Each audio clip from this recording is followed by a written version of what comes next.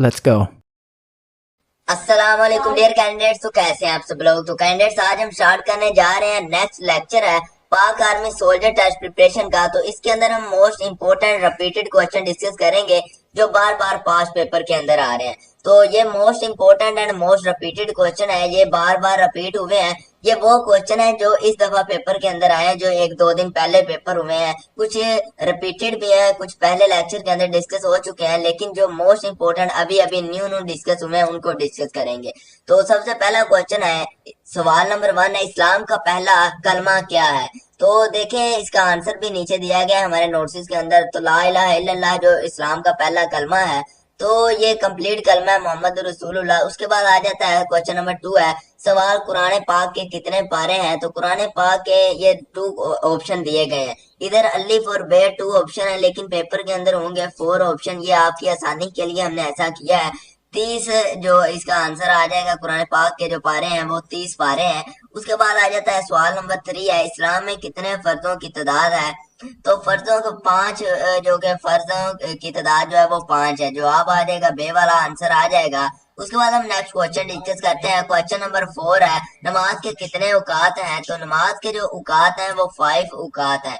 तो वहां पे आपको आंसर आएगा जैसे कि 90 औकात का भी आंसर आ सकता है, लेकिन वो आपने ऑप्शन पर क्लिक नहीं करना। जो मौजूदा औकात है आपने उन पर ही डिस्कस करना है। उसके बाद आ जाता है सवाल रोजा का मतलब क्या है। तो रोजा का मतलब है रोजा रखना ही होता है। उसके बाद आ जाता है ज़कात का मतलब। ज़कात का मतलब सदका के अंदर आ जाता है, ज़कात एक सदका ही है।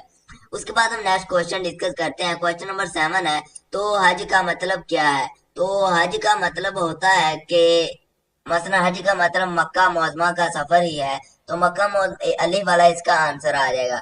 स्टूडेंट आपको सबसे पहले नेक्स्ट पेज पर जाने से पहले आपको बता दूं कि अगर आप हमारे चैनल पर नए विजिटर हैं तो काइंडली आप हमारे चैनल को सब्सक्राइब कर दें ताकि आने वाली हर न्यू अपडेट आपको मिल सके। उसके अलावा अगर आपने हमारे व्हाट्सएप चैनल को फॉलो नहीं किया हुआ तो उसका लिंक डिस्क्रिप्शन के अंदर दिया गया है, आप उसे भी फॉलो कर लें। उसके अंदर जितने भी पास्ट पेपर्स हैं वो आपको मिलते रहते हैं। उसके बाद नेक्स्ट क्वेश्चन डिस्कस करते हैं। और अगर आपने पेड प्रिपरेशन करनी है तो आपको हमारा व्हाट्सएप नंबर स्क्रीन पर नजर आ रहा है, तो आप इस पर हमसे कांटेक्ट कर सकते हैं। उसके बाद आ जाता है क्वेश्चन नंबर 8 आ जाता है, इस्लाम में कितने इमाम हैं। तो इमाम है जो है वो 4 इमाम है, 4 इसका आंसर आ जाएगा। उसके बाद आ जाता है क्वेश्चन नंबर 9 है, कुरान पाक की कितनी सूरतें हैं। तो देखें कुरान पाक की वहां पे आपको 4 ऑप्शन मिलेंगे, 30 भी मिलेगा, लेकिन स्टूडेंट मोस्टली जो हमारे पास 1 से 2 स्टूडेंट आए उन्होंने 30 पर क्लिक कर दिया है। वो 30 पारे हैं, आपने ये फोकस करके बैठना है। यहाँ पे क्वेश्चन के अंदर वो पूछ क्या रहा है, तो सूरतों की तादाद वो पूछ रहा है, तो 114 सूरतों की तादाद वो पूछ रहा है इधर। तो उसके बाद आ जाता है नेक्स्ट क्वेश्चन है, क्वेश्चन नंबर 10 हम डिस्कस करने वाले हैं, इस्लाम में कितने रोजे हैं। तो इस्लाम के अंदर जो रोजे हैं वो 30 वैसे रोजे हैं, लेकिन 29 भी हो जाते हैं, वो डिपेंड करता है जो चांद की डेट है वो उस पर। उसके बाद आ जाता है ये 30 व 29 भी। तो आपने जो आंसर है वो 30 क्लिक करना है, क्योंकि मैक्सिमम जो रोजे हो सकते हैं वो 30 हो सकते हैं, इससे ज्यादा रोजे नहीं हो सकते। तो आपने क्लिक करना है 30 पर।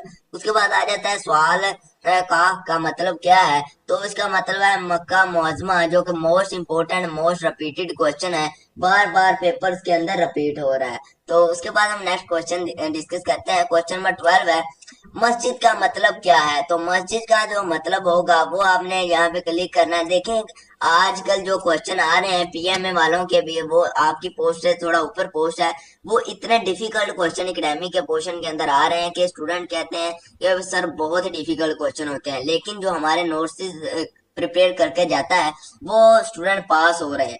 उसके बाद आ जाता है सवाल इमाम का मतलब, ये हमने डिस्कस कर लिया है, नमाज का है, क्योंकि इमाम का मतलब ही नमाज करवाना नमाज पढ़ाना है, तो इसका मतलब आ जाएगा नमाज का। उसके बाद आ जाता है सवाल इस्लाम में कितने रोजे हैं। तो ये रिपीट हो रहा है, 30 रोजे हैं, ये हमने डिस्कस कर लिया, ये 4 से 5 क्वेश्चन।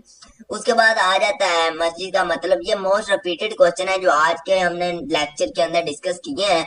तो नेक्स्ट में आ जाता है कि सवाल मिंबर का मतलब क्या है। देखिए मिंबर का मतलब जो है वो खतीब का मिंबर, मसलन के खतीब ही उस पर बैठकर खुतबा पढ़ता है या स्पीच वगैरह करता है जैसे जुमा के दिन, तो वहां पे नमाज गाह तो हो नहीं सकती मिंबर, तो खतीब का मिंबर है। उसके बाद आ जाता है क्वेश्चन नंबर 15 है, वजू का मतलब क्या है। तो वजू का मतलब होता है पाकीज़गी हासिल करने को ही वजू कहते हैं। पाकीज़गी के बाद ही हम नमाज अदा कर सकते हैं। तो वजू का जो मतलब है वो हो सकता है वो पाकीज़गी है, बे वाला इसका आंसर आ जाएगा। लेकिन वहां पे 4 तरह के आंसर दिए होंगे, लेकिन आपने अच्छी तरह, जिस स्टूडेंट ने एक दफा रिपीट किए हों या रिवाइज किए हों नोट्स वगैरह, तो वो पास हो जाता है। अदरवाइज इतना ये मुश्किल वर्क नहीं होता कि स्टूडेंट फेल हो जाए। तो स्टूडेंट, नेक्स्ट लेक्चर जो, अगर आपने हमारा लेक्चर नंबर 1 नहीं देखा, उसके अंदर हमने डिस्कस किया हुआ है पास्ट पेपर के किस तरह का पेपर बनता है, तो वो आप डिस्कस कर लें ताकि आपको भी कंप्लीट इसकी प्रिपरेशन हो जाए। तो स्टूडेंट, अल्लाह आप सबको कामयाब करे। अल्लाह हाफिज। अब मिलते हैं नेक्स्ट लेक्चर के अंदर।